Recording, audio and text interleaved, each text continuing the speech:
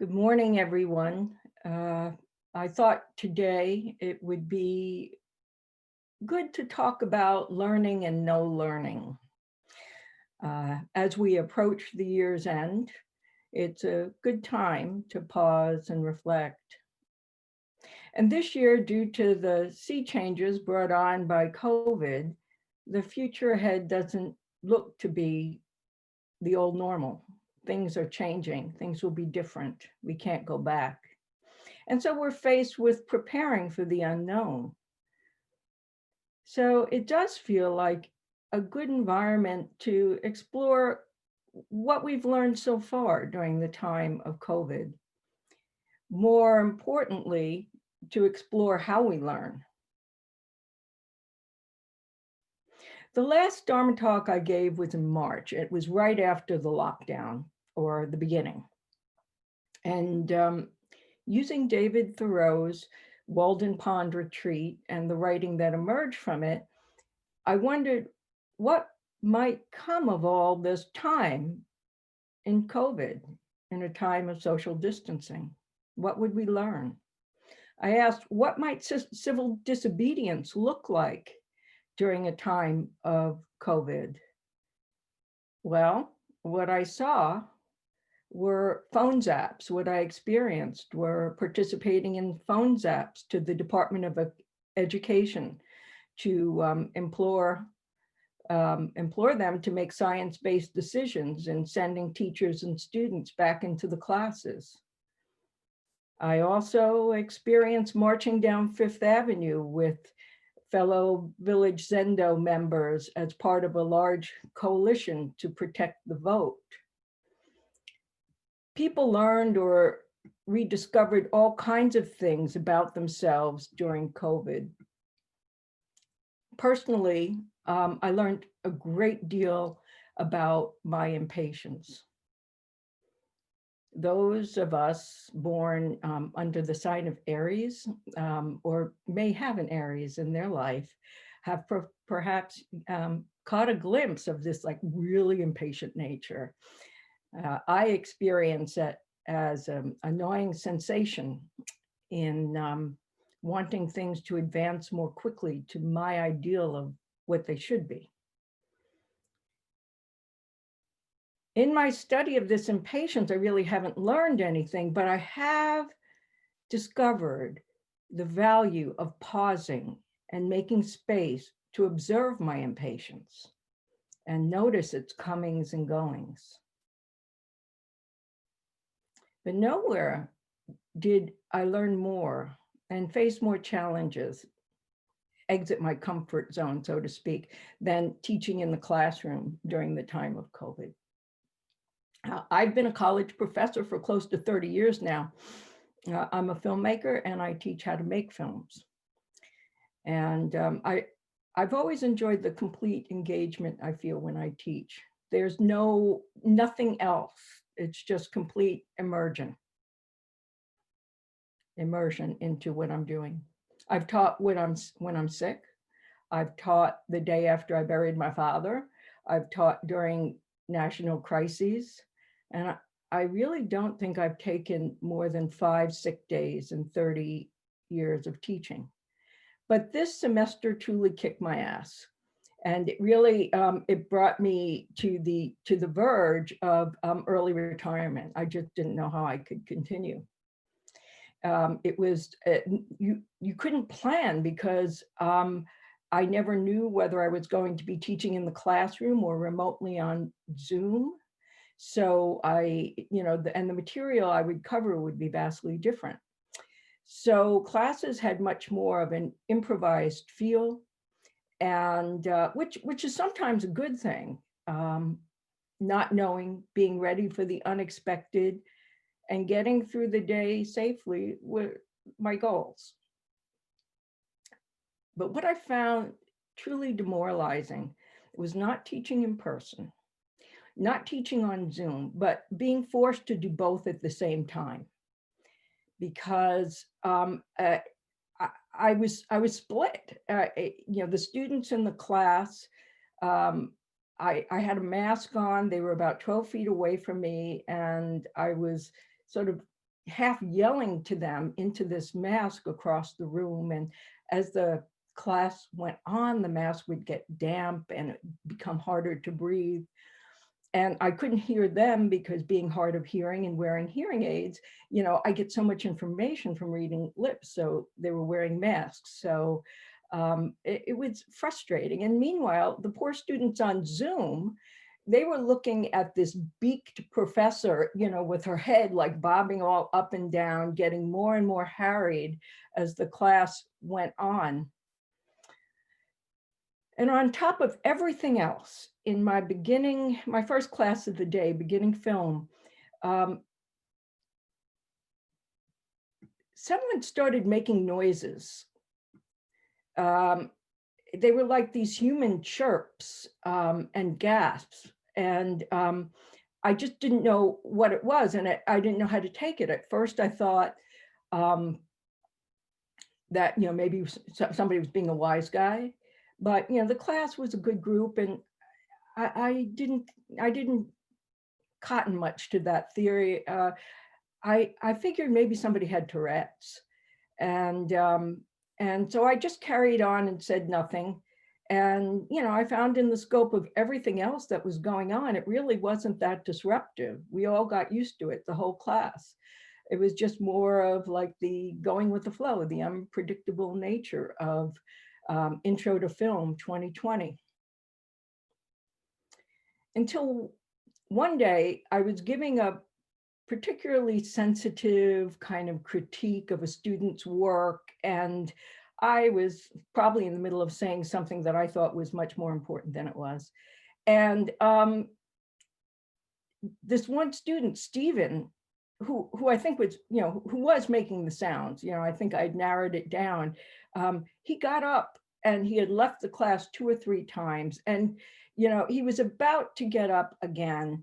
And I just stopped and said, "Where are you going? Your coming and going is very disruptive." And he just looked down and left the room. And after class, he came up to me and he explained that, yes, he had Tourette's. And the reason that he was doing this is because when he felt a major episode coming on, he would leave the room so as not to have that episode in front of everyone. And I don't know,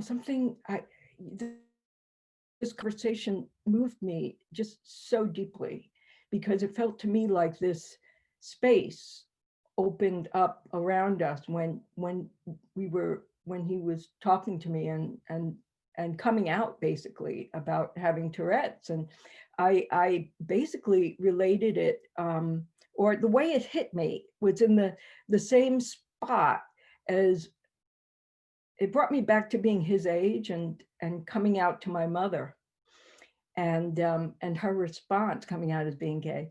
And she grabbed her heart and then said, "I always thought my sister was gay."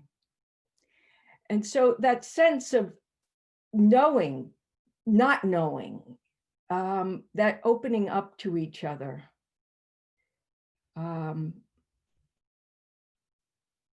to be surprised by what we know and what we don't know. And interestingly enough, when we step out of that binary too, knowing, not knowing, and look at the function of the expansion that happens in that space, we learn more about how we learn. And so there's a case that I think is very applicable to this situation. It's case 20 in the Book of Serenity. Daizang asks Fayan, "Where are you going?" And Fayan says, "Around on pilgrimage." Daizang says, "What's the purpose of pilgrimage?" Fayan says, "I do not know." Daizang says, "Not knowing is nearest." And sometimes that last line, not knowing is nearest, is rendered as not knowing is most intimate.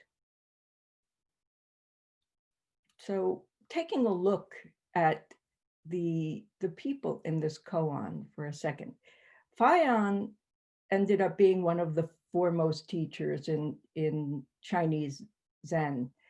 Uh, he was born in 885, died in 958, and he was very scholarly. He entered a monastery at 7, received ordination at 20. He was kind of a up and coming guru in a way in the among the intelligentsia of the capital. And so he and several other Buddhist scholars set out on a pilgrimage to visit a specific set of temples. Now, some say it was in order to bring the monks of remote monasteries up to date on Buddhist philosophy, but we really don't know if that was the purpose. But on this particular day, the snow and the rain and the flooding forced these pilgrims to basically stop by this monastery that wasn't on their itinerary. And as they walked in the gate and were warming their hands by the fire, there was a glowing stove right there. This is where Zen master Daizang approached them. He was the abbot. And you can imagine from his perspective, he sees this group of young, cold and young men by the gate huddling by a fire. And he decides to go out and talk to them. Being a storyteller, I really crave context. Context and character, that's what makes a story. So this act of going up to them and talking with them, engaging with them, making this space to see, where are you going? On a pilgrimage. Why? I do not know. Not knowing is nearest. That compassion he offers Fayan, who must have been kind of at that point exhausted, cold and wet. I don't know. Maybe it was, I don't know anymore, but I don't know. That compassion he offers, not knowing is nearest. That to me perhaps opened up another expansive space. And in that space, Fayan saw his teacher. And he would stay with Daizang and eventually receive Dharma transmission from him. And I could see for a scholar like Fayan, perhaps what he saw in Daizang's teaching, because Daizang was very much about everyday Zen. It wasn't about books, it was everyday Zen. There's one story that gives a snapshot of Zen master Daizang. He saw a monk approach and he held up his whisk and said, "Do you understand?" And the monk said, "Thank you for your compassionate instruction, master." And Daizang says, "You see me raise a whisk and say, I'm instructing you. But when you see the mountains and rivers each day, do they not instruct you?" It was all for maybe stepping out of some of the formality and allowing your life to fill that space of pilgrimage. And this openness in which we encounter not knowing, it keeps us alert and curious to possibilities beyond our conditioned thoughts. When we don't know, we can see life more as it actually is and give up control because we don't know. Each interaction then has the possibility of being a pilgrimage. Where are we going exactly in this moment? Just this. And suddenly, in not knowing, each moment and each interaction becomes a possibility to meet the self. We meet a person we've already known for 12 weeks, but we meet them anew. We meet the self.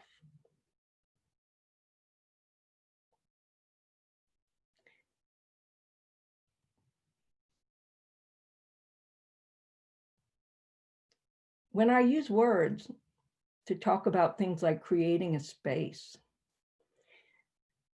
they seem like very chunky tools. You know, what am I talking about creating a space? I think it has to do with our attention to not knowing.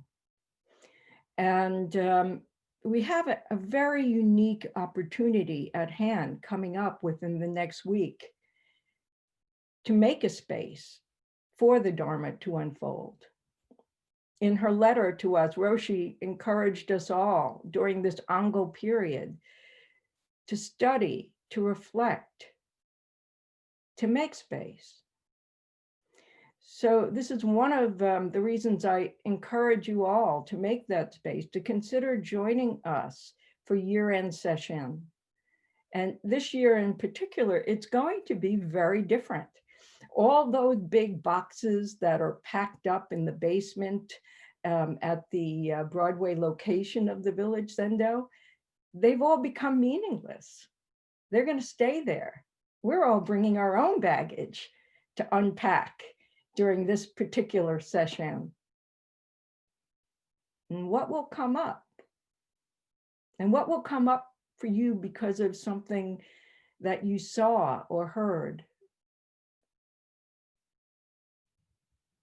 That is perhaps what can help us face the unknown of what lies ahead in these challenging months ahead. So I just want to just return to Stephen as I start to tie up here. Stephen ended up being like one of the best students in the class. And for his final project, he, which was challenging for all the students because, you know, under lockdown, they really couldn't travel about but he interviewed his girlfriend, who's a Wiccan. And I found this interview so fascinating because I never knew that much about Wicca. And so, but it really ignited a passion in me to learn more about this and this tradition of threefold return, where whatever Wiccans believe that whatever actions you put out in the world, be they benevolent or malevolent, they'll return to you on 3 levels of body, mind, and spirit. And so, you know, there's a similarity to the idea of karma, but there's also this deep engagement with the earth, which I think is essential for us in this great act of healing that this moment has brought upon us, the need for healing. So on Tuesday, I'll see his final project, and I look forward to seeing how it comes out. And in the spirit of learning something new this Yule, I'm wishing everyone, you all, an expansive practice where each moment can be met fully with appreciation and an inquiring mind that is never ending.